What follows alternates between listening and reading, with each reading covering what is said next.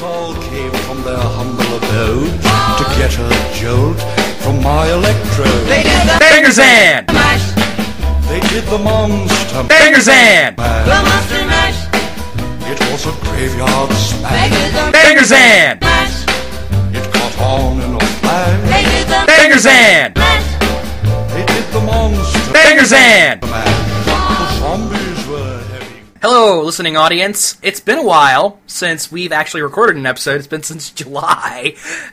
Anyway, as always, I am Mr. Bangers, Zack, and this is my co-host, Mr. Mash, JD. And what are we talking about today, JD? We're talking about Monster Mash. Yes, we are. Those various films and other related properties that take a bunch of different monsters and stick them all together. And like chocolate and peanut butter, monsters just go great together. Do you think there's any deeper appeal to the Monster Mash concept other than that seeing monsters fight each other is just cool? No.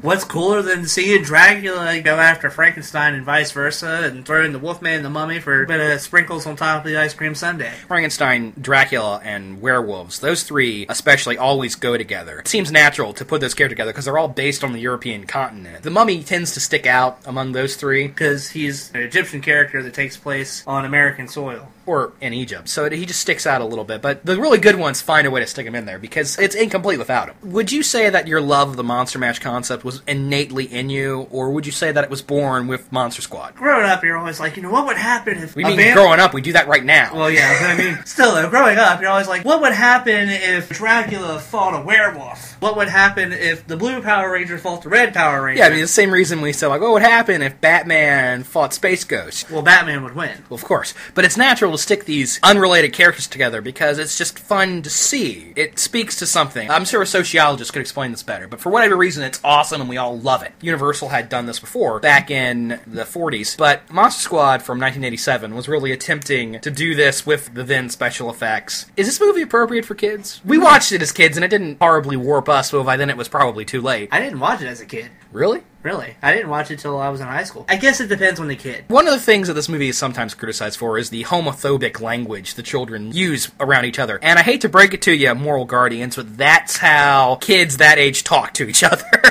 I mean, newsflash! We have kids committing suicide because they get bullied and think that this stuff doesn't happen in school. Lots of picking, lots of fag being used very casually. That's what it's like when you're 10, 11, 12... 9, 8 years old. That's normal. Nowadays, it's politically incorrect because they have kids using guns. Oh, snap. Which is a big no-no. Do we need to recap the plot of this film at all? I would assume that everybody that's watching this podcast would have at least heard of this movie. I mean, there's a magical amulet. It's a MacGuffin to get all the monsters together. And the only thing that can stop Dracula's reign of evil is a bunch of school-age kids that are all huge monster nerds. They cuss, swear, smoke, and possibly drink. I first saw this film when I was about 7 years old. And I remember thinking, oh, this is unrealistic. Because the monsters are all just kind of thrown together for no reason. Dracula's there, and he's got Frankenstein in a coffin on a plane. The Wolfman and the Mummy and the creature just kind of show up after that. And of course, now I realize that's sort of a stupid thing to get hung up on, because it doesn't matter how they get together. As long as they fucking fight. All that's important is that they're all there. And that's why you're an Aspie and I'm not.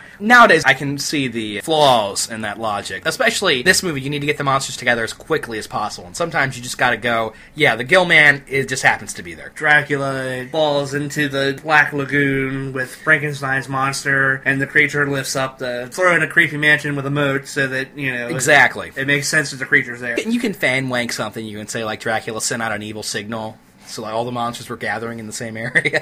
you say that, but I was going to say that's probably what happened. Yeah. And actually, I'm pretty sure they allude to that a little bit. Something to do with the amulet is responsible for that. Dracula does something, and then the Wolfman and the creature and... Okay, let's talk about the monsters. Dracula has a really cool car. Yes.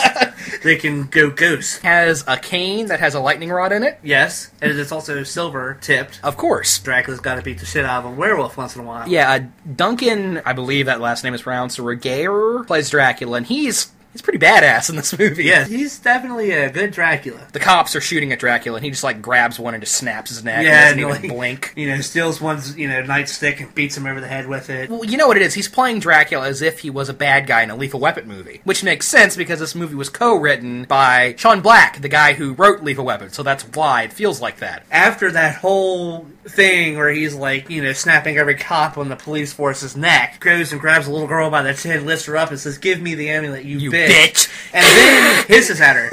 And a little note for those of you who didn't know, that little girl actually didn't know that he was going to make that face. He completely hid the makeup from her and everything. The scream is genuine. So when you see that look of terror, that is not acting. That is genuine, straight up fucking terror. And it really gives you a good idea of how evil Dracula is in this movie when he's basically... I mean, he's trying to kill a bunch of kids. Yeah, and that's pretty evil. I mean, he looks at it, he grabs a toddler by the chin and cusses at her. Blows up a treehouse. That he assumes is full of 9, 8, 10-year-old kids. So. You know, meeting adjourned. Yeah, he's awesome. Frankenstein in this movie is well loved. Played by the great Tom Noonan. Lovable retard. In monster matches, Frankenstein is almost always the one that goes over to the side of good. That almost always happens. He's very sympathetic as a character. It just seems natural for the character, because Frankenstein was never really evil in the original movies. You can debate that. You know, there's some wonderful stuff in the movie with Frankenstein shows up at the treehouse and the rest of the kids are frightened, but Phoebe is there holding his hand, you know, don't be chicken shit, guys. Yeah. It's always amazing when you can get small children to swear. That's instant hilarity. Yeah, and Tom Noonan is great as Frankenstein. He's actually a really good Frankenstein. And of course, Tom Noonan is one of these serious method actors, so he was like in character on the entire shoot, never took the makeup off. Didn't he even make sure like that the people referred to him as Frankenstein? Possibly, yeah. Probably. That's the method, so... Bogus! Bogus. Sorry. I really like that part of the movie. Any thoughts on the werewolf in this movie? He's a pretty cool werewolf. You know who the actor playing the werewolf is? Oh, he's familiar. Who is he? It was Uncle Rico in Napoleon Dynamite. Really? Yes, same guy. He's been in other stuff, though. Oh, yeah, but I know him for... Yeah, but he's the only actor in that movie that I recognized from anything else. Yeah, there aren't really a lot of huge stars in this film. It's probably one of the appeals of it. I mean, the fact that you get such great quality out of yeah, especially the kids, where they could just be anybody. You know? Yeah. The movie addresses the fact that the only way to kill a werewolf is a silver bullet. That is the only way to kill a werewolf. Set him on fire, shoot him with an Uzi, he'll show up in your jacuzzi. It doesn't matter. The only way to do it is a silver bullet. Accident with power tools doesn't work. Loading him up with dynamite. And that's a fantastic scene of him reassembling from the dynamite explosion. Yeah, it's like... oh my god, there's no way he's coming back from that! And, well, of course, before that happens, I believe Sean says something like, "Hey, asshole!" And the werewolf looks at him and goes, "You looked!" Yeah, I'm pretty sure that happened. My favorite makeup in this movie is, without question, the Gill Man, as I'm sure, quote-unquote, long-time listeners of the show could probably figure out. But the Gill Man is fucking awesome in this movie! Yeah, he's pretty cool looking. He is really badass. Not like the mouth of an anglerfish. Yeah, and the scene at the end where he's crushing a cop's head with his bare hands... Yeah! Of course, he does get bitched by a fat kid. Yeah, he goes down like a bitch. Because he's the only one that doesn't have any weaknesses. You have to kill him a special way. His weakness is guns. That's with a shotgun. He's done. That tends to work. Or the Predator Gill Man, as I like to refer to him as well. Yeah, obviously, since Stan Winston did the effects for this movie and Predator, you're pretty close there. That's why they look similar. Another great one-liner comes up in this part, where kids are like, "Yeah, go fat kid!" And he says, "The name's Horace." Chunk. And they cocks the shotgun. And you're like, yeah! The Mummy is kind of the least effective member of the monsters. Is that fair to say? Well, yeah. I mean, they take and and take a bow and arrow, tie his wrapping to that, and shoot it into a tree. And he unravels. I would love to see it with an audience, just to see if somebody yells out, "That's a wrap!" Because it should have been in the fucking script. Why doesn't somebody in the movie say that? So, obviously, the monsters are awesome, but the kids the Monster Squad themselves are an important part of this movie's appeal. We've already talked about how Horace, a.k.a. Fat Kid, is awesome and amazing, and the character that I'm not gonna lie, relate to the most, because, you know, he's fat, and I was fat, and still am fat. I, for one, was skinny, then got fat. Sean, who's sort of the leader, and then his best friend, who's the lancer of the group. Fat Kid. There's the little kid, whose name I can't remember. Oh, I can't remember. The really small one with the dog, and he's the one who writes the army... in crayon. Yeah. Come quick, monsters attacking. And then, of course, at the end of the movie, the army shows up. Hey, kids, where's your monsters? We already got rid of them, sir. And then the rap theme song starts. Rudy is the cool one. He's a couple years older than the rest of the kids. He has a leather jacket, rides a bike. He's the one that reminds you of Uncle Jesse from Full House. Lights matches with his heels. Makes bullies eat stepped-on Snickers off the ground. That's right. Kills one of the Dracula's brides with an arrow. Isn't it like an arrow steak? Oh, yeah, that's what it was. Yeah. He shoots a stake at one, hits her in the heart, and then another one comes up close and he just stakes her. He takes out all three of the brides. Yeah, he's pretty badass, truthfully. He's kind of legitimately badass. And then he kills the Wolfman. Yes, he does. And one of the things that is actually really appealing about this movie, watching it as an adult, is the fact that there's actually kind of this undercurrent of darkness in the film, which is a little ridiculous to say when you have monsters killing people. But it's like it actually has a little bit of actual sort of acknowledging how terrifying the scenario would actually be in real life amid all the goofiness. Things like Scary German Guy, when he closes the door and you can see that he has a concentration camp number tattooed on his arm. That moment's almost jarring. You know, in all honesty, Scary German Guy is probably my favorite. I don't know why. He doesn't really do a whole lot in the movie. But he's like the first adult that realizes, hey, these kids aren't full of shit. I hate it in horror movies when nobody believes the person that is seeing the monsters. That always annoys me because it makes everybody else look like a real dick, and it makes the protagonist look kind of weak and ineffectual. There's that wonderful fake out where he pulls the knife out and he's like, "You're just in time for more pie." Yeah. Something that's kind of overlooked is the fact that at the beginning of the movie, when Dracula first comes to town, he kidnaps a bunch of teenage schoolgirls and have them locked up in a closet in his castle, and they're like cowering. Like, did Dracula rape those girls? Kind of think he did. It's what Dracula does. Alright, well, let's just talk about some indelible moments in this movie. Of course, the one people who haven't even seen the movie know the moment. Are we talking about Wolfman's Got Nards? Wolfman's Got Nards. Everybody friggin' knows that line. And it's just one of those, I don't know, man, you're gonna laugh your ass It's comic gold. There's nothing funny and that actually, as an adult, I still think that's comic gold. It's still awesome. Wolfman's got me! What do I do? What do I do? Kick him in the nards! Wolfman ain't got nards! Do it! Do it! Wolfman's got nards! We have not seen this movie at all. Creature ate by Twinkie. Hey! Hey! What? Creature ate my Twinkie. Ah! When I do love the scene where they're running through Dracula's mansion and it's like werewolf on this side, vampire brides on this side, Dracula on this side. The scene where they burn Dracula's face with the pizza slice. Because of the garlic in the pizza. It's ridiculous. It's ridiculous, but I mean, you just gotta... Doesn't Horace like take a bite of the pizza after he does that? I think so. You just gotta go with it. Either you dig it or you don't dig it, and we dig it. If you're a horror fan and you don't dig this movie, you really need to find a new genre to get into. Yeah, I mean, because there are some people who don't like the old monster movies, so fuck those people.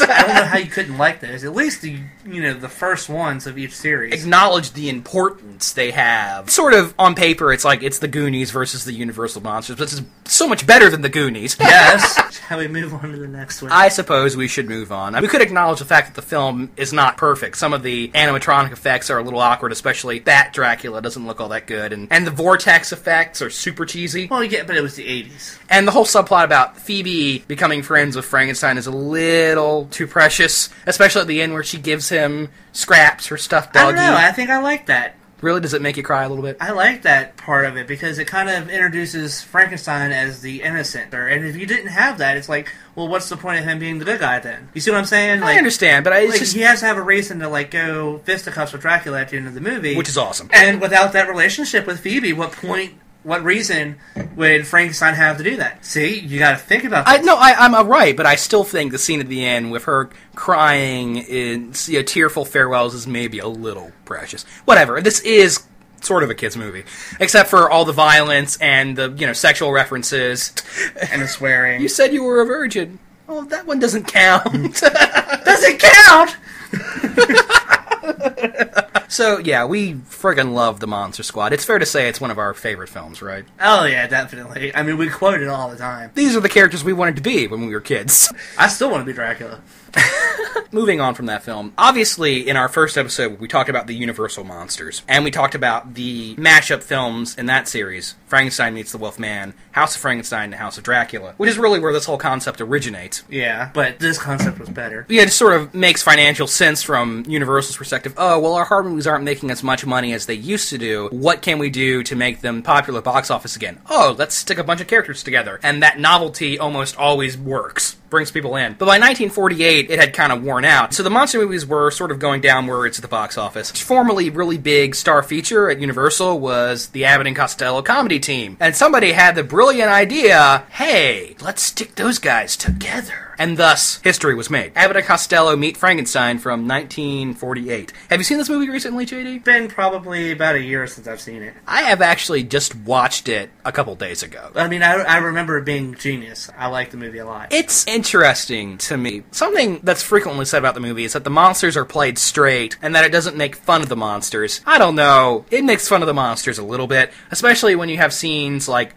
Costello is running through the forest and the Wolfman is getting caught up in bushes and can't catch up with him for some reason. Yeah, that's kind of making fun of it. Kind of, yeah. But it's It still... doesn't really make fun of Dracula that much, though, does it? Dracula is played pretty straight, and this is, of course, only the second time Bela Lugosi actually ever played Dracula. He played a character that was similar to, but legally distinct from, Dracula and Return of the Vampire. Yeah, and he did a couple of movies where he was playing a character that was very Dracula-like, but wasn't actually Dracula. And it's a bit jarring to watch the original Dracula and then watch Abbott and Costello, because Bela Lugosi aged a lot in those 18 years. Naturally. And this was Bela Lugosi during his drug years, so he especially looks kind of bad. But actually, it sort of works because you have scenes where he's sort of playing it straight and acting like a normal person. And Lugosi always had more range as an actor than people were willing to give him.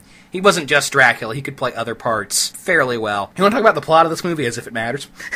No, I just want to get to the monster brawl part. Okay. Well, at the end of the movie, Wolfman, Dracula, and Frankenstein are all gathered in Dracula's castle on an island, and the monster is revived, finally. In these late period Universal monster movies, the monster always spends, like, most of the films on a slab somewhere. Well, yeah, I mean, budget restrictions and stuff, probably. And he goes on this big slapstick chase, going after Abbott and Costello throughout the castle. Meanwhile, Dracula and the Wolfman are tearing it up, which is admittedly pretty cool. That's just awesome. This is like the first movie that all three of them actually go fisticuffs with each other. Yeah, because the Monster Mash movies Universal had previously produced always had the characters sort of separate, even though they were in a movie together, they didn't actually interact any. It was sort of like almost three smaller movies sort of stuck together. But this one they actually do interact. Dracula's ordering Frankenstein around in a couple of scenes. What struck me about it rewatching it recently is like the funniest stuff is not so much the goofy slapstick, but just the rapport that Lou and Bud have. Like, one of the central gags in the film is that two different beautiful women are chasing after Costello, which is sort of funny in and of itself because he's this short little fat guy. Of course, the joke is that none of them are actually interested in him. One woman is working for Dracula and trying to seduce him back to the castle so that they can put his brain in the Frankenstein monster, and the other one is working for an insurance company. I want to see that movie. What? The movie where Abbott's brain gets, or Costello's brain gets put in the Frankenstein monster. I want to see that movie. That would be different. That would be young Frankenstein, 30 years earlier. Yeah, it would be. And of course, the other beautiful woman is just pursuing him from the insurance company. There is a plot there. I won't go into it. It's not really important. And one of the reoccurring gags is that Lou, or Abbott, the skinny one, is always saying to Costello things like, well, I'll take one of those women off your hands for you. No problem, buddy. I'm there for you. And it, never really goes that way. They just have this comedic timing that goes back and forth, which is perfect. And it's sort of where the comedy duo, it doesn't really exist anymore. The closest thing we have is like Simon Pegg and Nick Frost in those movies. Yeah, I mean, you have those guys, and you have Bill and Ted. Well, Bill and Ted is no longer around. I mean, like, Jay and Silent Bob was sort of the closest, because tall, skinny guy, short, fat guy. I want to see Kevin Smith do a Monster Mash movie. I think that would be hilarious. Sideway here. At one point, I don't know if this was ever seriously considered, but the Weinstein brothers at one point said, what can we do? Hey, the Hellraiser franchise is in the crapper right now, and we've got Kevin Smith and his Jay and Silent Bob movies over here. Let's do Pinhead meets Jay and Silent Bob, which probably would have been terrible, and yet a part of my brain goes, make it! Because then I get images like, the plot of the movie is that Jay gets his hand on the box and tries to turn it into a bong. Yeah, I think it would be the other way around. I think Silent Bob would be messing with it. Well, he's the smarter of the two, but he tries to turn it into a bong, and that summons Pinhead. And I get this image of the three of them sitting on a couch together, smoking doobies, laughing, anyway. I mean, like, I picture it being like the box gets traded to Jay for money for drugs. Yes! And then, yes! And then Silent Bob gets the addicting look at the box and then starts to play with it and right, and unleashes Pinhead and his Cenobites. And I envision the immediate reaction of Silent Bob pointing to Jay like he did it. We're going off on a segue. Anyway, but if you're still looking for screenwriters for that project, Harvey Weinstein, call us! Anyway, but yeah, there is a lot of hijinks with the monsters in Abbott and Costello Meet Frankenstein. Larry Talbot is in the hotel room across the hall from Lou and Bud. Costello goes over there to give him back his bag, which he left in their room. And he's already transformed, and he always sort of narrowly avoids getting attacked by the Wolfman because he'll, like, slam a door in his face. Yeah, I mean, the same thing happens with Dracula and all that. I mean, well, there's a scene where he sits down on Frankenstein's lap and looks down and sees his other hand. The whole comedic persona of Costello is that he is so totally oblivious to his surroundings that he can stumble into these scenarios, and he always realizes too late what's going on, and that's when he gets the scared face and panics and runs. Abbott! Yeah, Abbott! Or in this movie, Abbott's character is named Chick, so he's yelling, Chick! Yeah. Chick! Yes, yes. The actual monster fight in the movie, when all three of them get involved, it's amazing. Well, actually, it's never all three of them, but it's Dracula versus Wolfman at the end. Well, no, because the Frankenstein is going around in there, too. Yeah, but he's not actually... Because Frankenstein is working for Dracula in this movie. Well, yeah, but eventually that connection gets broken. That's what I remember. No, there's no actual fight between Frankenstein and Dracula. Frankenstein's monster throws Dracula's female assistant out a window. The only kill in this movie. Point being is when the monster brawl happens, the castle gets tore the flip up. Yeah, you have Frankenstein sticking his hands through doors. One of my favorite gags is Bud and Lou are being chased by the monster, and they run into a bedroom and they push the bed into the door, only to find out that the door opens in the opposite direction. They do stuff like that all the time. And I do like the movie a lot. It's very funny, don't get me wrong. But a part of me can't help but think it's kind of an inglamorous end to the Universal Monster legacy. I mean, this is the last canon appearance of Dracula and the Wolfman, as the movie ends with Dracula turning into a bat and flying off, and Wolfman jumps out, grabs the bat, and they both fall into the ocean. And that's the last we ever see of those characters. For all we know, they're still down there. And a little bit of a side note here, sorry to change the subject, but I started to watch the Spanish Dracula, and I thought it was pretty cool that when he comes out of the coffin, like the mist forms out of the... Yeah, that happens in the English version too. No, it doesn't. Yes, it does. No, it doesn't. Yes, it does. No, it doesn't. Yes, it does. No, it doesn't. Anyway. I just watched both those movies. Fuck all right, you. whatever. It doesn't happen. I just watched the English them. version is stagey and doesn't do cool stuff like that. Have you seen it? Yeah, I've seen it. I've seen it recently. I just watched it like last week. I just watched it this week. So I've seen it more recently than you have. All that's getting cut out. So part of me can't help but feel that maybe it's kind of a inglamorous end to this amazing horror legacy, but whatever, you can't bitch too much because it is a legitimately very entertaining movie. The Monster Mash concept continues to be popular, because just released this year, produced a few years ago, was a small independent film called Monster Brawl, which... is awful. The literal setup here is we got a bunch of monsters together, and we have them in a wrestling ring, and we're gonna have them fight. Which, on paper, sounds kind of fun, but in execution certainly leaves something to be desired. Because, first off, there's a lot of padding in the movie. You have, like, flashbacks, National Geographic special things going on that fill you in on the backstory of the monsters, which is kind of lame and uninteresting, because it's really obviously padding, trying to pad out what would have worked fine as a series of, like, 5-minute internet vignettes. Yeah. Just cobbling all that together as a feature and adding a bunch of shit to pad it out. I don't really have too much to say about this movie. The makeup is sort of neat. For, like, the Wolfman makeup isn't bad. They have a swamp monster. He's kind of more Swamp Thing than Creature from the Black Lagoon, but... Yeah, I wasn't a fan of that makeup, though. Yeah, but, like, the Frankenstein monster makeup is terrible. It's just a terrible movie. It's kind of lame, and it doesn't really understand what it's supposed to be because you have David Foley and some other guy as, like, wrestling ring announcers, and then you have Lance Henriksen voicing the Mortal Kombat voice, essentially, is what it is, because he crawls out, like, special attacks. You have this really annoying guy from the WWE that is annoying. Hart. Yeah, Jimmy Hart. Jimmy Hart. Yeah, he's annoying. Kevin Nash is in that, too. Yes, he is. He plays some general who has a zombie with him. Basically, Frankenstein ends up winning the thing. Yeah, he kills all the other monsters. It comes down to him and the Wolfman is the last match, right? Yeah, and he rips the Wolfman apart. Yeah. Which clearly shouldn't have worked. Because we've all seen Monster Squad, and we know that only the silver bullet can kill a werewolf. That's right. Apparently, at some point in time, Kevin Nash got bitten by a zombie. Yeah, so he's a zombie at the end. And the movie ends with... their fists coming together. With, him coming out and challenging Frankenstein, and it's just really... I feel like the filmmakers' hearts were in the right place. It's a fun premise, but they didn't have the budget, obviously, nor the talent to really see this through in any interesting way. If you don't have the money or the talent to pull something like that off, just don't even try. I mean, it's kind of a fun premise, but it's also a retarded premise. The wrestling ring part is the part that's retarded. Well, yeah, but on the other hand, it kind of gives a reason for all the monsters to be there. Yeah, I guess. It's a really lame way to do it. It's not a creative way at all. No, it's not. But, I mean, it works. Could have been a fun little movie, but it really just didn't have the time. It's boring and it drags, which is a shame, because it could have been fun. 1 year after Monster Squad, in 1988, they released a movie called Waxwork. Have you seen Waxwork recently, JD? Oh, God, no. It's been like a year and a half. Oh, God, this movie...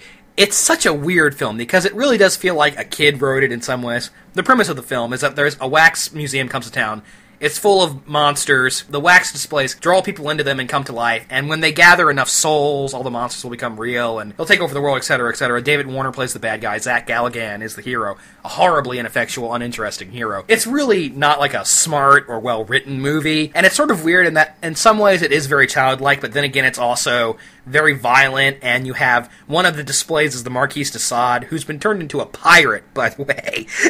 But so you have like some weird S&M sex going on, which really jives with the rest of the tone. But it definitely has some fun stuff in it. The makeups are very cool. You've got John Rhys Davies as a werewolf. And really it's all about the last 10 minutes of the movie, where all the monsters come to life, and then you have this gang of monster fighters coming into the building, and it's this huge all-out battle. And it's sort of fun to look at the creatures and figure out what is that a reference to, because you have one wax display that's like an alien on an ice set with a guy in a parka, which is obviously a reference to The Thing, but the alien itself looks like the Metaluna mutant from This Island Earth. You've got like a slasher-type character and an Invisible Man-type character.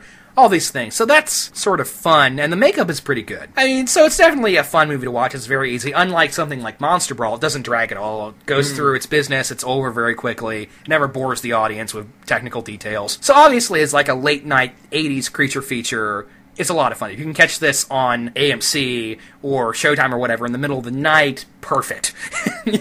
It's usually on, like, FearNet on demand a lot. Yeah, I would consider this a great pizza and beer movie. It's a good movie. Pizza and beer!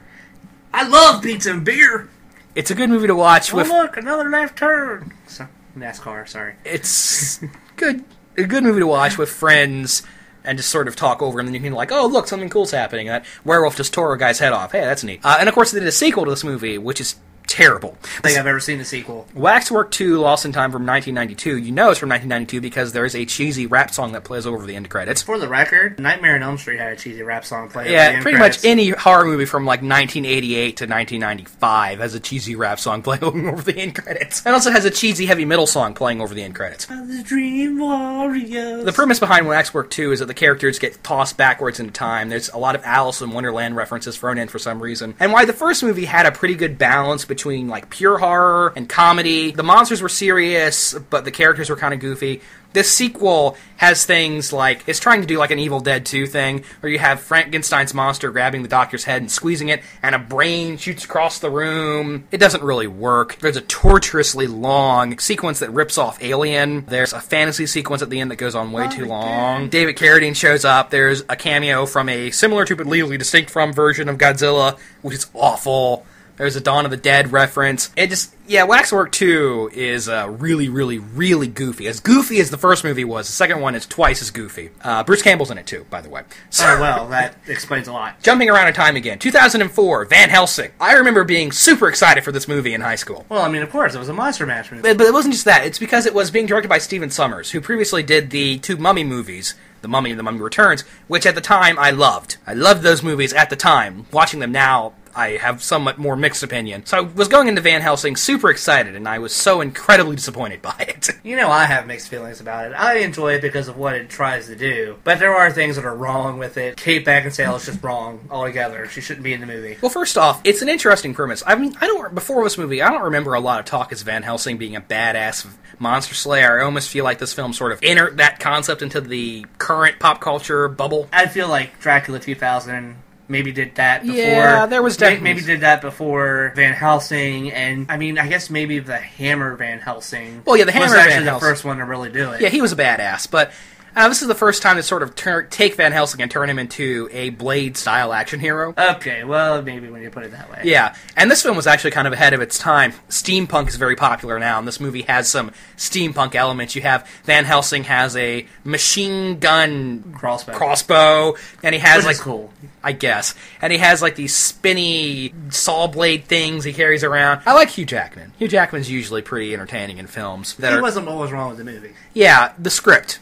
Really, it's the script. Because there are a lot of things about this movie that are dumb and senseless. First off, one of the general premises of the movie is that Dracula is trying to... He has a bunch of baby vampires that are in, like, cocoons in his castle, and he needs a Frankenstein monster to energize them. And I don't think vampires can have babies. They can, just not living babies, apparently. Yeah, that's dumb. Dracula has these Jawa lab assistants in his castle. Like, who the hell are these guys? What's their story? Where'd they come from? They talk about what they are. They're wonky or something in there. Yeah, they're stupid. And the plot of the film is really kind of a mess, because there's this whole thing about how you can only get to Dracula's castle through this secret passageway or something. It's really a very poorly written film. That's the problem with it. One of the problems. There are definitely some writing holes. It's almost like it was a writer's strike movie, which it wasn't, but... No, Stephen Sommers is a pretty crappy screenwriter. Apparently, the great-great-grandfather of whatever her name was. Oh yeah, Kate Beckinsale's character, who was terrible. You know, puts the ice wall, the secret passage up, to keep Dracula in his realm and out of the human realm. It doesn't really work. And it doesn't work. He flies around freely. So what's the whole purpose of that sequence, you know? Or, like, there's something talking about how Dracula and his brides are the only vampires left. That's why they need to regenerate all these...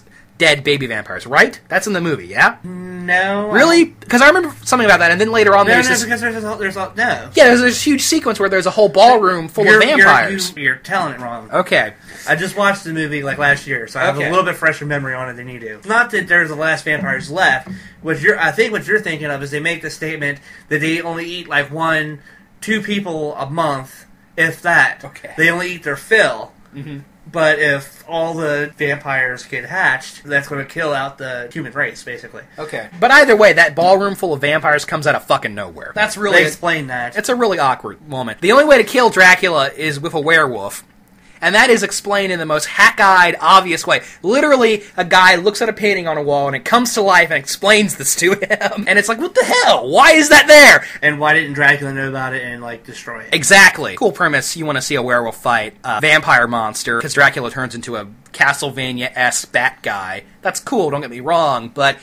if you don't have a good reason to do it, it becomes very frustrating. Because when you have a movie that has a multi-million-dollar budget like this, you can't excuse bad writing. Somebody should have looked at the script at some point and said, guys, we should maybe do a couple of rewrites on this. I think the idea was, well, he did so good with the Mummy movies. Well, they'd made a lot of money anyway. The other big problem with this movie is that the CGI is just oppressive. There's so much of it. It's out of control. You have a lot of really gratuitous, unnecessary CGI. Things like Frankenstein's head comes apart for no reason. Well, a lot of things happen in this movie for no reason. And the CGI hasn't aged that well. I mean, the werewolf CGI is still okay. The Flying Bride's CGI hasn't... Yeah, it looks bad. It aged alright. I thought that looked bad in theaters at the time. So. Yeah, well, it's always looked bad, so it's aged pretty well. Kind and of the Dracula, there was a horrible choice of actors. Oh yeah, Richard Roxburgh, who previously played the bad guy in Moulin Rouge, and he was also the bad guy in League of Extraordinary Gentlemen, another shitty Monster Mash-esque movie. Yeah, he's a terrible Dracula. He's really bad. And he's just over the top, and he has this ridiculous accent, and he does a lot of arm acting. He's bad. Practically, really nobody gives a good performance. Like, the guy playing Frankenstein is okay, Hugh Jackman is okay, the rest of the cast is terrible. Kind of like the Mr. Hyde sequence. Oh no, that was awful. The CGI in that was terrible. Well, the CGI is terrible, but I mean, like, the voice acting on that was pretty good. I like that. He reminded me a lot of... Who was that? I have no idea. He reminded me a lot of Shrek. The way Mr. Hyde looked and acted just reminded me a lot of Shrek. A carriage explodes. It's not a gas-powered steampunk carriage. It's a regular carriage, and when it hits the bottom of a gorge, it explodes in a huge fireball. Or at the end, spoiler alert for a 10-year-old movie, Kate Beckinsale's character dies. And then at the end of the movie, he sees her face in the sky, like fucking Mufasa. Ah! It's really stupid. I mean, that's the problem with Van Helsing. It's really poorly written. It's just a really dumb movie. I killed Mufasa. Sorry. Do you agree with my general assessment that Van Helsing is it's a fun idea, but it's just really, really dumb? I mean, I enjoy it a little bit, but yeah, the writing is horrible. The acting is god-awful. it feels very long. It's like a 2-hour movie, and it feels like every minute of it. There are some good choices, though. I like the guy they have playing Igor. Actually, I didn't like Igor, and I hated Van Helsing's sidekick it even more. Carl, I think his name was. Yeah, Carl. He was really annoying. I hated that guy. I happen to like Carl, and I happen to like the guy. I mean, there was no point for Igor to be there. Yeah. They picked a good person to play that part. Well, he was played by the same guy who played Benny in the first Mummy movie. Really? I didn't know that. See, it's so good you told me that. Your sarcasm isn't appreciated. There aren't a whole lot of good things about it. See a cool monster fight at the end. Yeah, if you're looking for that, it at least delivers. The werewolves are pretty cool. I like that they ripped the skin off in the... Yeah, it's interesting. I mean, it was an interesting idea. It wasn't something that you really had seen before. Visually, the movie looks pretty good. It has this, admittedly, kind of awesome black and white opening. As much as I hate black and white, I almost feel like the movie would be better. Well, it should have been black and white. I mean, it's a homage to those black and white movies, so that would have made sense. They did a cartoon prequel to Van Helsing. Did you ever see that? No, I didn't watch it. Yeah, I didn't see it either. I think there was a comic book, too. And something that this is pretty recent. Universal wants to remake, reboot, relaunch, whatever. They want to do another Van Helsing movie. Initially, I think Emilio del Toro was attached as producer, which is perfect. Yes. But now they've announced a director, and it's Lynn Wiseman, a.k.a. the Underworld guy, which kind of makes me feel like we're going to get a movie that's very, very similar. Yeah, but at least he knows how to do a monster fight. I guess the Underworld movies are kind of technically monster mash movies. They've got werewolves. Yeah, but we've already and talked about them. Yeah, and they suck. He thinks they suck. I like them. JD's wrong. You need more than 2 monsters for it to be a proper monster mash anyway. Fact. It's just that's why Underworld 2 is a monster mash. It's just a monster duo, unless you have a mummy or a zombie or something in there. I think the real reason we're getting a new Van Helsing movie is that Twilight has made vampires very popular, and steampunk is very popular right now, and the studios are looking to cash it. I hope the movie's good, because it is a premise that could be awesome, but I'm not really... And if it's good enough, maybe Universal will go through with remakes on other... Well, they're trying. I was just reading about the Creature from the Black Lagoon remake, which is in turnaround and probably not happening again. Anyway, that's a different show. The Monster Mash concept continues to be popular, especially among horror buffs, go figure. You know, we didn't put Freddy vs. Jason on that list. Well, Freddy vs. Jason talked about it during the Friday the 13th episode, anyway. Well, fuck you, too. And although it is a monster mash of sorts. Though, according to our own just established rules, there would have to be at least a third character in there to really count. Freddy vs. Jason versus Ash would have been a monster mash. Not really, because Ash isn't a monster. He's a monster fighter. But he's not a monster. Whatever. Anyway, a couple years ago, a very low-budget independent film was released called House of the Wolfman. This movie was first announced. I was really excited for it, because it was written and directed by a filmmaker named Eben Megar, who previously did a movie called Sick Girl, which I liked a whole bunch, and wasn't widely seen, but I dug it a whole bunch. So I was really sort of excited to see him do kind of a classic horror homage. And plus, you know, there was House of Frankenstein, House of Dracula. Where's House of the Wolfman? It was sort of neat to have that trilogy completed. JD hasn't seen this film, so I won't go on about this too long. But, yes, he will. But the film ultimately was very disappointing because they obviously just didn't have the budget to do everything. To give you a general gist, the monsters don't show up until, like, the last 15 minutes. Literally. It's the last 15 minutes before the Wolfman shows up. Frankenstein's there. Dracula has a very brief role. We get a pretty cool Frankenstein-Wolfman fight. The makeup is pretty good. The guy they have playing Dracula looks a whole bunch like Bela Lugosi. Ron Chaney, who is Lon Chaney Jr.'s grandson, plays the Wolfman character. He's not that good of an actor. There's a very convoluted plot about the Frankenstein bloodline. There's a really cool castle miniature that we see repeatedly. There's kind of a neat vampire, Betty Page-looking burlesque girl. There's a legless witch in an attic. A big mute guy. A fun premise, obviously, but they really just didn't have the money to do it. When the Wolfman and Frankenstein are fighting, in a close-up you see the Creature from the Black Lagoon hand, and then a little jar with a little skeleton of a king, and it obviously a Bride of Frankenstein reference. There should have been more stuff like that. So just sort of a shame that they didn't have the money to make the movie that would have been awesome, because I do feel like, unlike Monster Brawl, the people making this film were creative and did have a good script and are decent writers. I just feel like it was a money thing, which is sort of a shame. If you're a fan of classic Universal movies, I would recommend at least checking it out, because obviously the people who made the movie were fans. Which, by the way, you can't check it out unless you buy it. Yeah, because Netflix doesn't have it. Netflix has had it as a save movie for about 2 years now, which is another rant. Netflix has gotten bad about not getting in smaller movies these days. Last movie on our list before we move on to something else. This year, there was a movie that is very much a monster mash, though if you only saw the trailers, you might not know it. Cabin in the Woods. It's pretty cool. Okay, well, this is first off, spoiler alert for people who have not seen the movie yet. If you haven't seen the movie yet, I would recommend skipping 20 minutes into the podcast, because you don't want it spoiled for you. If you're interested in seeing it and you haven't seen it yet. The film is written by Josh Whedon. and directed by Drew Goddard, his butt buddy. And this movie has sat on a shelf for years, like 3 or 4 years, because it was going to come out in like 2009, and then they decided, we're going to shelf it for a year to convert it to 3D, and then MGM was having their money troubles. They ended up selling the movie to Lionsgate. It got released this year flat. The whole 3D conversion process, I don't know where that money went. The reason it got released is because Chris Hemsworth is in it, and he's a big star now because of Thor. The premise of the movie, it's basically your traditional horror film premise. A bunch of kids go out to a woods, something shows up that kills them. Which, by the way, the cabin, isn't that the cabin from Evil Dead? It's not the cabin from Evil Dead. Well, it looks an awful lot like it's definitely a homage to Evil Dead, no doubt. The whole premise of the kids going into a cabin and awaking an ancient evil, that's Evil Dead. It even has the porch swing, the trapdoor. Yeah. In this movie, it's a wolf head instead of a moose head. But it's all very intentional. Yes. A situation is being intentionally engineered by this omniscient council of evil, this company that produces horror scenarios, as we find out later, to satisfy these elder gods. Which is the audience. We're you not so deep people. We'll get into that as we continue discussing the film. The film touches on things. Girl who is intelligent dyes her hair blonde, and the hair dye has been drugged to make her stupid and do things like get naked in the middle of the forest. The jock has been gassed to make him dumb. The stoner's weed has been drugged to make him... They hear voices telling them to do stupid things like split up and go outside. Things like that. And you might be thinking, like, well, this sounds interesting, but it doesn't sound like a monster mash. We'll get to it. Because what happens is they go down into the basement and there are all these different items. There's a journal, there's a sea conch. There's a spear. Yeah, there's a spear that looks a lot like the box from Hellraiser. They read this journal and it unleashes this, as they're called in the movie, the redneck torture zombie family. That's Joss Whedon for you guys. Sorry. Yeah, there's another situation going on in Japan that we see on screen, and there's some joke about how only the American branch and the Japanese branch are the only ones that are still going, which I think is maybe a joke about only Americans and Japanese people are making horror movies, which might have been true in 2008 when they wrote this film. There's a lot of stuff coming out of Europe these days. The Ghost Girl in the Japanese segment is actually credited as Floaty Ghost Girl, which is very much a Joss Whedon thing. It's very much a Whedonism. The dad in the zombie torture family has this really cool but completely ineffectual weapon. It's a bear trap on a chain, and never actually kills anybody. Well, he catches the people with it. To cut a long story short, these characters... I wanted to talk about the girl getting disemboweled with the two-handed... Okay, talk about the girl getting disemboweled with the saw. They're out having sex in the woods. They are being programmed to do so. They go out and have sex in the woods, and they run into the family, and they hold Chris Hemsworth, and somehow he gets away. That never gets explained, I don't think. But anyhow, he somehow gets away, but...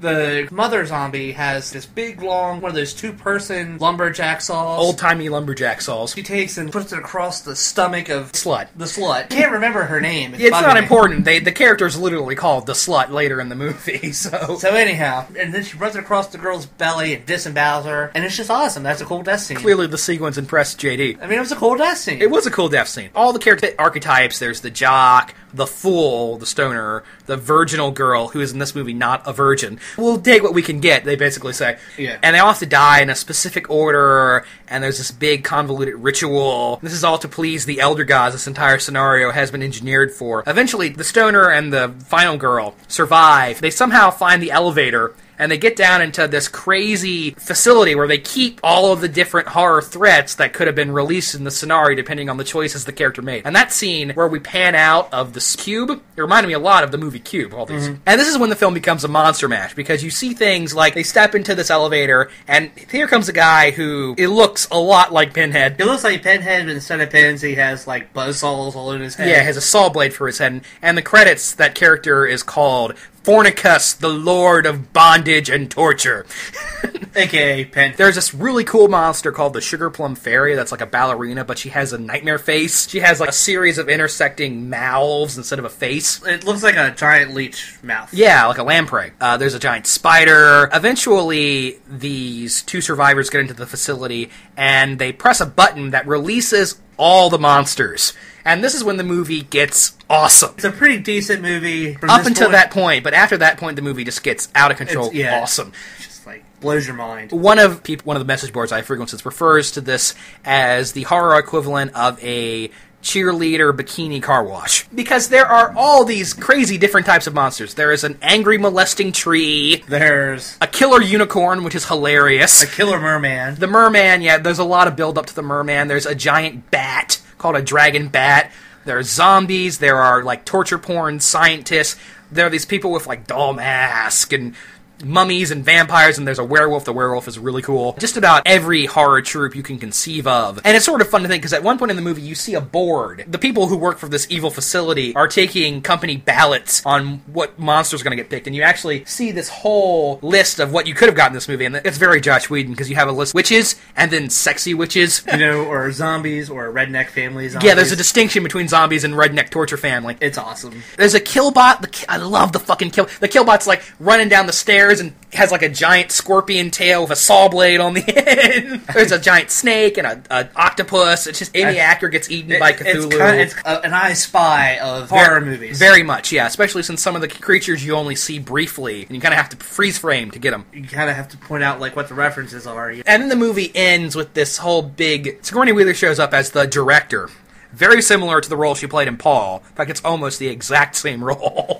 Right down to the way the character is dispatched. And she basically explains that these are these ancient rituals done to please these gods, and if things aren't done in exactly this order, with exactly these things happening, the gods will become angry and rise up and destroy the world. The big clue is the line she says, there are 8 minutes till sunrise, and there are 8 minutes left in the film. Sunrise being the lights coming up in the theater. Guess what, audience? These evil, destructive elder gods are you! People watching this movie, they're you. Joss Whedon kind of has a low opinion of horror fans if he thinks if we don't get our boobs and our blood in the exact order that we want them, we're gonna cry and wah and go on the internet and complain. It's a very Joss Whedon-like premise. That sort of pissed me off. One of the issues I had with this movie, and it's a film I like. I liked it a lot. But the last 40 minutes are so good that it makes me wish, why wasn't the rest of the movie that good? It's as if Joss Whedon is complaining that there aren't any original horror movies out there. And instead of just making an original horror movie, he instead has to be clever about it and above the material and say, like, oh, well, this is why, and yada, yada, yada. We're being very smart and postmodern here, which I guess is fine. But at the same time, I wish they just kind of made a movie about, like, the Sugar Plum Fairy or Mer People, something that we haven't seen. Instead of complaining about how there's nothing new and original out there, do something that's new and original. Either way, it's still a good film, and I would easily recommend it to any horror fan. Is it a buy? I will probably buy the DVD at some point, yes. Okay. What's your opinion on it? You have a slightly more positive take on the film, JD. For the most part, I'd say you and I agree on the film. Okay. I mean, why wasn't just that awesome all the way through? Yeah. Why? What should have happened was everybody picked up something and played with it, and then the whole thing just be a monster mash. A feature-length monster mash. And then these people be in the middle of all this. That would have been a cool movie. Just that. And one of my issues with the central thesis of the film that horror fans will complain if they don't get what they want is that horror fans want something different. These are the people who go on the internet and say, like, oh, another Paranormal Activity sequel, another ghost movie, another found footage movie, another torture porn movie. That's your audience. These are the people who want something new and original and clever and different. And this movie is clever and different and arguably original, but at the same time I just feel like it should have spent less time bitching and more time kicking. Damn straight. Let's move on. Let's move on. I won't talk too much about this, but there's a video game series. It's produced by Capcom, who are well known for the Street Fighter series and the Mega Man series and the Capcom vs. Marvel series. And it's never been really super popular. It's never been as popular as Street Fighter, but it definitely has a strong cult following. It's called Darkstalkers, and it's the Monster Mash in fighting video game format. You have a Frankenstein and a Dracula-type character and a Kung Fu Wolfman and a mummy and a sexy vampire girl and a sexy, though she's technically a succubus, and a sexy Catwoman girl and a cursed samurai and most of the major horror archetypes. And it's very Japanese because all the characters are done in an anime style, and there's a lot of wacky humor. A lot of fan service. There is a lot of fan service. Morgan, who's the most famous character in the series, like I said, she's the slutty vampire lady, and she has this thing that's cut down to here, and it's a pretty ridiculous costume, but it's hot, and I don't care. And this series has probably explained some of the sexual predilections I have. Anyway, most of them actually. That explains almost everything. But I mean, I found this series when I was 12 years old, and at the time, my favorite things were monsters and anime. So to see something that combined those two things was sort of like, well, this is the greatest thing ever. And then put them in a video game, which is something I was playing a lot of the time. Which is sort of weird because I'm not good at this game. I suck at Capcom fighting games. At least the Street Fighter series and this series, I'm very bad at them. I'm not good at the games. Well, they always tend to do it better with the controls on, like, the video game mashups, like Marvel versus... Yeah, I think they make the crossovers easier because they know they're for a more casual audience. But these games are for, like, the hardcore Capcom fighting game fans. and the computer almost always kicks my ass on the second round. I can usually limp my way through the first round, but on the second round, nada.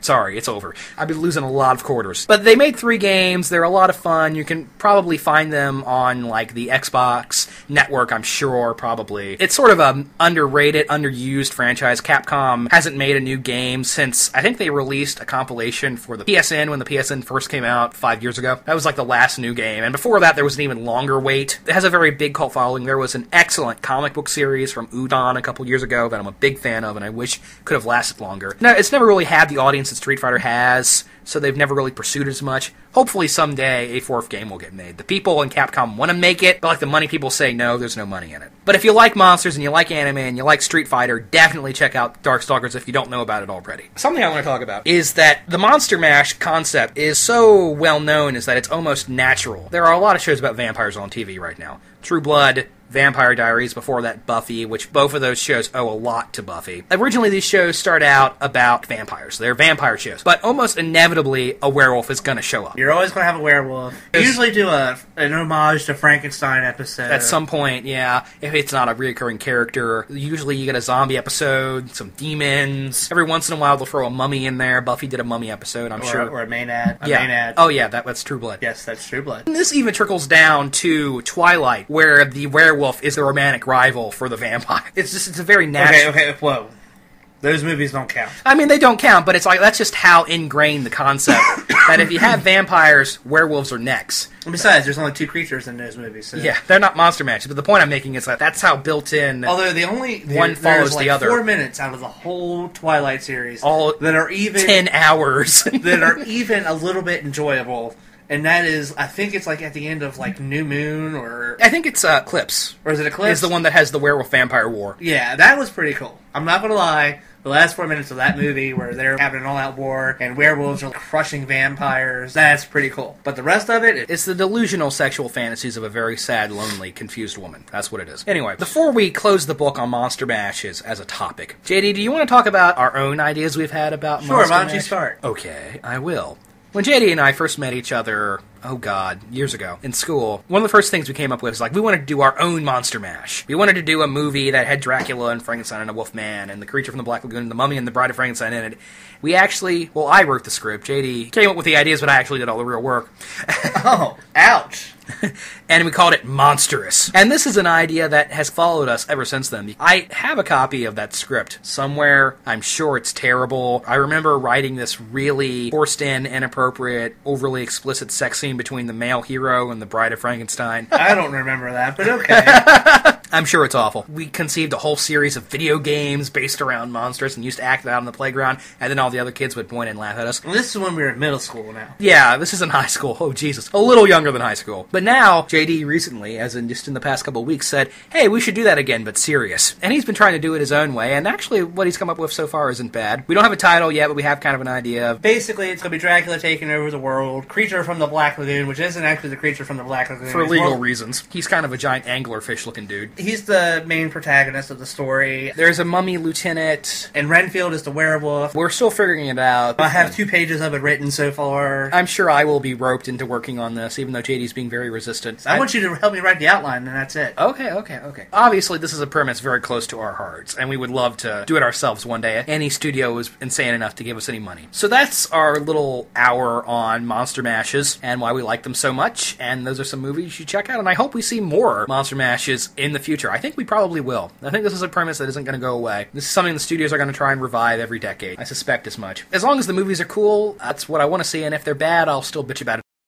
Dracula, the Wolfman, the Mummy.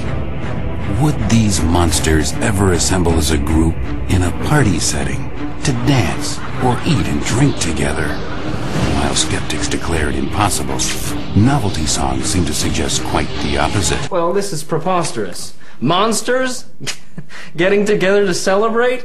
I mean, think about how that sounds. It's ridiculous. I mean, they get together, it's going to be a terrifying battle. They're not going to get along, much less have a bash of some kind. If you were to ask me if a bunch of Draculas might get together or a bunch of Wolfmans, then yes, they probably do have very good parties. We'll never know. In August and September, JD and I have gone to a couple horror conventions in our local Washington area. First, we went to Horrorfind Weekend in Gettysburg, Pennsylvania on the 31st of August and the 1st of September. And this was my second con and JD's first con. You want to talk a little bit about your first convention experience, JD? It was, I guess, mind-blowing would be the term. Walk in and you've got so much going on. I think we decided to hit the signatures first, though, right? Yes. Even though to the rest of the world, these aren't celebrities, but to the horror world, they really are icons. I have to get Doug Bradley's signature. You were very excited to get Doug Bradley to sign the 18-inch Pinhead action figure you have. Yes, and he did. And he signed it with pins. Yeah. That was awesome. Well, a lot of people were talking about how nice he was and how... Doug Bradley has a reputation as being pretty nice. He was trying to get laid when we met him, yeah. So he was kind of distracted, which was okay. I mean, we understand. He wasn't, like, rude or anything like that, but he was a little bit distracted. Maybe could have been a little nicer. There was a young girl that looked about 20 sitting at the table with him, and he was very interested in her. That was obvious. Yes, and the whole time you're talking to him, her hand is like going further and further up his leg and stuff like that. It's just Pinhead got laid. Playing a sadistic asshole in a horror movie. Sadistic S&M freak is what does it for the chicks. Yeah. Horrorfind this past year had a very good lineup, and the person I was really super excited to meet was Mary Warrenoff, because earlier in the year, for my blog, I reviewed all of Paul Bartel's movies, and Mary Warrenoff did several films with Paul, and it was really great to talk to her. She's probably best known these days House of the Devil, had a very small part in Devil's Rejects, probably best known for Eating Raoul and Death Race 2000, both of which are Paul Bartel movies. She's been in a bunch of stuff. She was really nice, very intelligent, very dry sense of humor, which you'd expect. Mary was cool. I really liked Mary Warrenoff. I was really excited to meet her, and I was probably acting very nerdy and embarrassed and stumbling over things, which will be a reoccurring theme, but she was cool. Right next to her table was, of course, PJ Souls, because Mary Warrenoff and PJ Souls were in Rock and Roll High School together. For those of you who don't know, I generally have a hard time initiating conversations with pretty women, and this is a woman that I have seen naked, and I just walk up to her and like, hey, how you doing? And she commented me on my Pinhead action figure. She was impressed, yeah. Everybody was impressed. And she was, yes, I was a celebrity at Horrorfind. There were so many people at Horrorfind that saw JD's action figure and like, oh, that's cool. One guy went up to him and said, has he signed it yet? Oh my god, has he signed it yet? Yeah, he nerd girled out over that. Oh my god. Full on Justin Bieber on JD. I mean, it was amazing. But anyhow, PJ Souls was very, very nice. Talked to me for about 2 to 5 minutes, I'd say. And signed your DVD multiple times. Yeah, signed the DVD multiple times. I had met PJ previously at Monster-Mania in Baltimore last year. She's just super energetic and super nice. PJ's great. She's very friendly. And if you don't know who she is, she played Linda in Halloween. Yeah, or Riff Randall in Rock and Roll High School, where she's great. Most people probably would know her as Linda in Halloween. Totally. If you're a PJ Souls fan and you haven't seen Rock and Roll High School, you need to, because it's the essential movie for her. I know, I feel like I need to watch it now. The two big guesses at Horrorfind were Ray Wise and Malcolm McDowell. I'm a Twin Peaks fan, I'm a RoboCop fan, I'm a Swamp Thing fan, so getting to meet Ray Wise was pretty cool. Very intelligent, answered each question thoughtfully, very friendly. Very nice, yeah. Posed for a great picture. Ray Wise was really cool. And Malcolm McDowell, getting to meet him was a big deal, because everybody knows who Malcolm McDowell is. They might not know his name, but they've seen him in something, because he's in so much stuff. Yeah, there's not a movie franchise that he hasn't been in. He's the man that killed Captain Kirk, you know? He's like a legitimate celebrity. He wasn't rude. He was actually pretty nice, but I think maybe he's been in so many movies he doesn't remember which ones he's been in. Yeah, I asked him about a film I actually just saw last night called Excision, which I liked a lot, and he didn't remember doing it. And I don't think that's a question on the quality of the film so much as it was a brief part. He's only in the movie for like 5 minutes, so he probably only did a day's worth of work on it, so he probably doesn't really remember being in it. But yeah, Malcolm McDowell, he's intimidating, especially since he sounds exactly the same in person as he does. Oh yeah. Sometimes you see somebody who's famous for their voice and they sound different in real life, but Malcolm McDowell sounds exactly the same in real life. So it's a little intimidating. You know, he's nice, he's cool, posed for a decent picture. Somebody we were both excited to meet was, I don't know if I'm pronouncing this last name right, Terrence Zdutnich,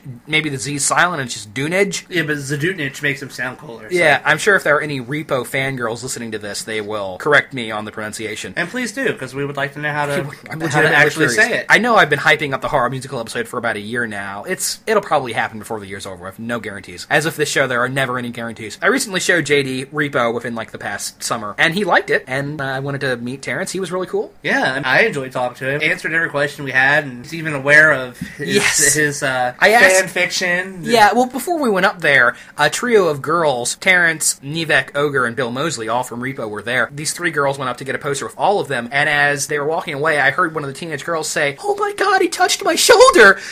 Totally squeeing out. Inspired by that, I asked him, how does it feel to be a horror sex symbol? Because he is. If you don't know who he is, just go to DeviantArt and search Grave Robber. Astonished at all the shirtless fan art there is. And he's very popular among a female audience.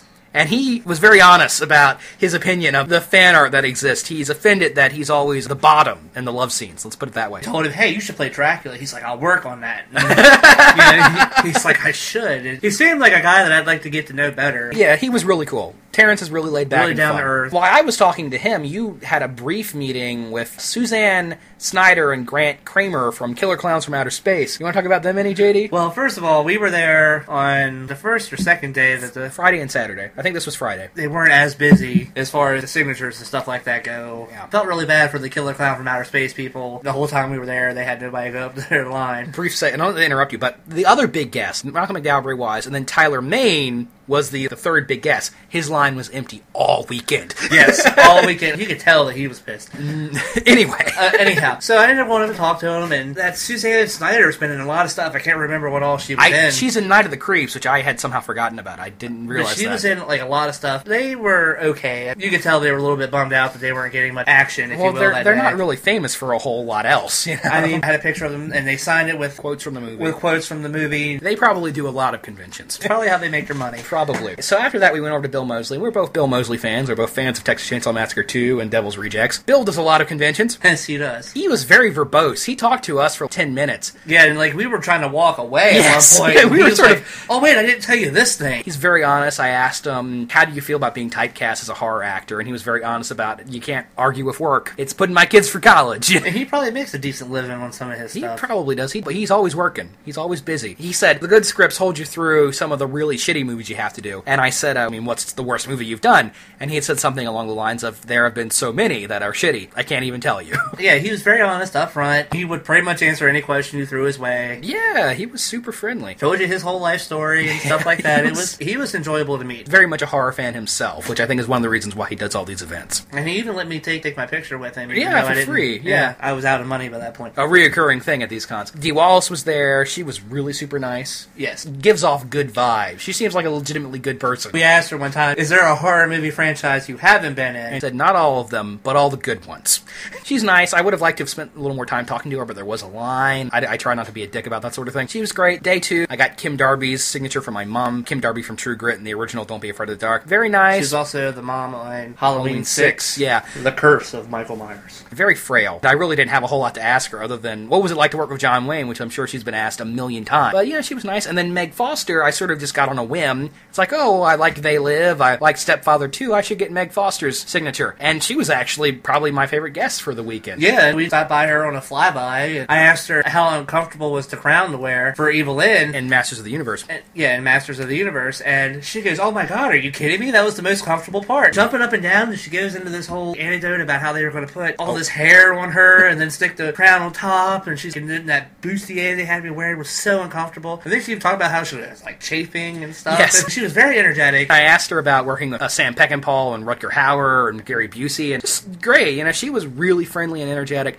and she told me I had a beautiful name. She also talked about how she used to babysit Gary Busey's son all the time, and just very nice. Yeah, Meg Foster was great. Overall, Horrorfind was a lot of fun. The thing with Horrorfind is that their dealer's room is much more focused on homemade crafts. Lots of paintings. There was a lady selling horror-themed and superhero-themed stockings, which was really cool. There was a guy selling his little clay figurines. The clay guy, I'm a fan of him. That was cool. Lots of stuff like that. There were DVD dealers there and poster dealers and books and comics and figures. But the thing with Horrorfind is that they don't allow any bootleg DVDs. There was a much smaller amount of DVDs, as opposed to Monster-Mania 23 in Hunt Valley, Maryland, where there are bootleg DVDs everywhere. Half the dealer's room is old toys and bootleg DVDs. It's like most of the stuff they sell there. Which I'm okay with. I certainly always encourage people to make stuff and do their own thing, but from a buyer's perspective, the bootleg DVDs and the toys are kind of nicer. Sort of more of what we're looking for. Yeah. And this was my second year doing Monster-Mania. The thing with this year's Monster-Mania is the guest list was constantly changing. Alex Winter was going to be there and he dropped out. The cast from Walking Dead was going to be there and they all dropped out slowly, one by one, over a period of about a week. The one group of people we were really excited to see, which was the Subspecies cast. Anders Hove and Denise Duff from Subspecies both dropped out, which was a shame, especially since it was because his sister died. We can't be mad at him for that. Hopefully they will be able to get him again. He's done a couple of Monster-Manias, so hopefully they'll be able to get him again next year. Even Casper Van Dien didn't bother to show up, and it's like, what the hell else is Casper Van Dien doing? I think he literally just didn't show up. Yeah, it seemed like there was like a table there that wasn't occupied. Yeah.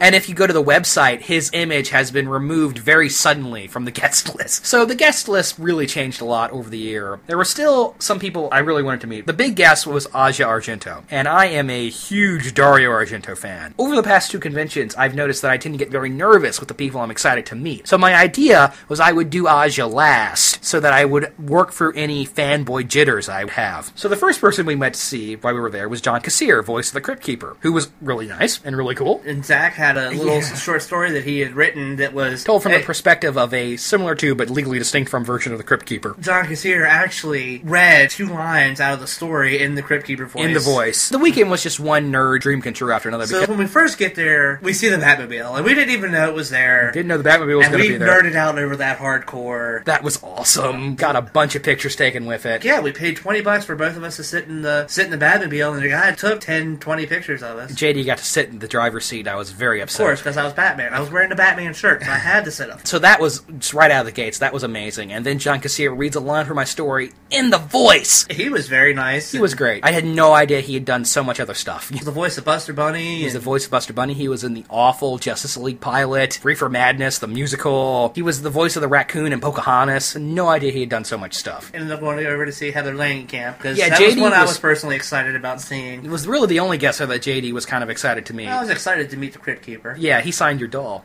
Yes, he signed my Crypt Keeper doll. And he got the joke when I said, "Would you sign yourself?" Anyhow. Yeah, Doug Bradley didn't understand what you meant by that, but... No, Doug Bradley's a jerk. He's British, it's okay.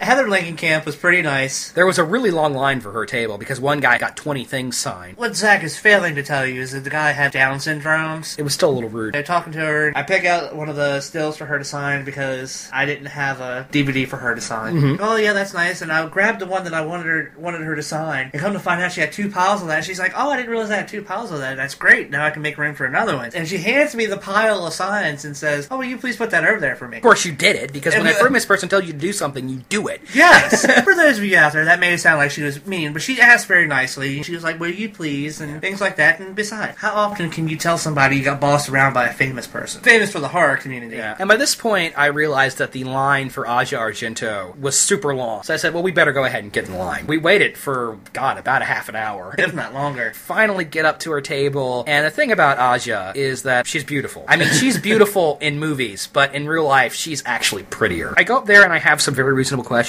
What's the difference between acting and directing? What's it like to work with Abel Ferrara? And then I hit a wall and I was like, boobs. I didn't actually say that, thank God. Probably laughed. It got extremely awkward. If you go to my blog, you can see the picture, and the look on my face is like, pretty lady. It's adorable, is what it is. I just don't know how else to say it. You know, Aja is very nice, and I think it was all my problem. The big difference between Monster-Mania and Horrorfind is that Monster-Mania does Q&A panels with their guests, and Horrorfind doesn't do that. And the Q&A panels really make all the difference, because at her panel, Aja came off as incredibly intelligent. She gave very She gave very long, detailed answers to every question. She was very frank and funny and had no problems giving you her opinion on some of the people she's worked with over the years, particularly a French director who was very mean to her. She had spared no words. And she has good taste, too, because her favorite horror movie is Todd Browning's Freaks. I'm a little in awe of her, because she said she's 37 years old. She does not look 37 years old. That, I'm pretty sure that the person that gets asked what their age is says they're 37. Well, chances are, with her being a woman, you gotta have 3 years to that. She wasn't asked. She just said she was, because she said she has an 11-year-old daughter. Yeah, Aja's great. She's really intelligent and funny and, of course, absolutely beautiful. And when you see her body, you're like, 2 kids came out of that? Yeah! Also there at the con was Edward Herrmann. And for some reason, my brain didn't realize Edward Herrmann, the bad guy in Lost Boys, was also Edward Herrmann, the dad on Gilmore Girls. And my mom is a huge fan of Gilmore Girls. And to be perfectly frank, I am a huge fan of Gilmore Girls, too. So I had to go over and get his signature. He was really nice. He's gay. It's getting cut out. Edward Herrmann's really nice. While I was sitting down to get my picture taken with him, we started having small talk about travel and football, which was totally unexpected and cool. Very laid back and mellow. Trisha Tallman from the Night of the Living Dead remake, who I wanted to meet. She was actually really friendly and energetic. Yeah, but the one thing that she had said that I'm not sure that I agree with is you asked her, how does it feel to replify Barbara in the Night of the Living Dead? Yeah, and she said that the script was written before Aliens and that it wasn't an intentional influence. I don't know if I buy that. Didn't Aliens come out before 91? Yeah, way before 91. It came out in done in like 85, I think. So that means the script sat on the shelf for 6 years? Seems a little unlikely. I don't know. Who knows? Maybe it wasn't an intentional influence. To me, it always seemed like it was an intentional influence. But no problem. She's badass in that movie. I love that version of Barbara. She's very cool. Yeah, I finally watched the original Night of the Living Dead. Oh, great. We'll have to do a Romero show eventually. Yeah, her Barbara's so much better. Yeah, well, the original Barbara just kind of lays on a couch the whole movie. And the catatonic Barbara just doesn't work for me. She doesn't do anything. She's just a damsel in distress. She doesn't really contribute anything to the story. And I feel like the remake is so much stronger than the original. No, you're wrong. The remake is good, but it's not as good as the original. Pat Tallman's very nice. I had no idea about her stunt work. I didn't know she was the crone in Army of Darkness. She was apparently on Babylon 5. I never watched the show. I didn't know. But apparently she was on Babylon 5, and Leonard Nimoy's son, Adam Nimoy, directed an episode. And apparently he was a huge dick to absolutely everybody. Everybody hated Adam Nimoy. He was very adamant about how much of a dick he was. Yes. Monster-Mania actually continues to be my favorite con. Horrorfind was good, but Monster-Mania has an excellent dealer's room. Just about anything you could find. The one thing I was looking for while I was there was the 2-issue comic book sequel to John Carpenter's The Thing, and the first stop we made had it. Being there 5 minutes, I got it. It was just like, wow, this is cool. The problem I had was the shirt vendor there. They didn't have fat-ass size clothes. All the shirts that I thought were really impressive and really cool, they didn't have in size fat. Would you say you had more fun at Monster-Mania or Horrorfind, JD? I'd probably say Monster-Mania. I mean, it was just so many nerdgasms from the time we saw that Batmobile to the time we left that day. So I have to say Monster-Mania was probably my favorite. Yeah. Horrorfind, their panels are honestly kind of lame. You know, Horrorfind might have been less impressive to us, too, because we didn't try to fit it all in one day. Yeah, we did a whole weekend. Yeah, so, I mean, maybe that's another reason why. Perhaps. Either way, they're both a lot of fun. We'll definitely do at least one of them again next year. We'll probably end up doing both of them next year. Probably end up doing both of them, if not more horror conventions. Yeah, there are a few more. I don't know. It's always a money issue. We both have a very limited income, and we always spend a lot when we go to these things. We had a lot of fun at both the cons. We're definitely going to do more this year. That's pretty much the show, isn't it? Yep. No guarantees on when the next episode's going to be out. We're going to try and get out at least 2 a month, but no fucking guarantees. The end of the year is coming up. Get ready for the Phantom Awards in January. It's happening. We're hosting the Phantom Awards, for our podcast that no one will hear or care about. As always, guys, I'm Zack, Mr. Bangers, my co-host and constant confidant. Mr. Mash, a.k.a. JD. And this has been the Bangers and Mash Show. Always wash your bathroom parts appropriately. Make sure to have your zombies spayed or neutered.